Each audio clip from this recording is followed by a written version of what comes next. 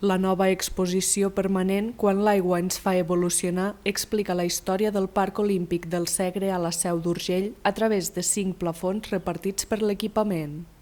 La silueta de Mayal Enxurraut i Miquel Traver és el punt d'inici al recorregut que es troba senyalitzat en els codis QR que hi ha en cada panell.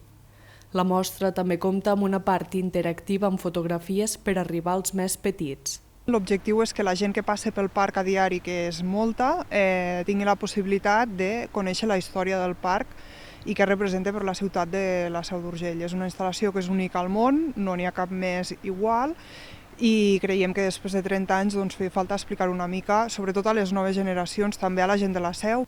En els diferents plafons s'explica l'origen del parc amb els aiguats de 1982, la minicentral hidroelèctrica, l'evolució de l'esport a la ciutat i el llegat dels Jocs Olímpics.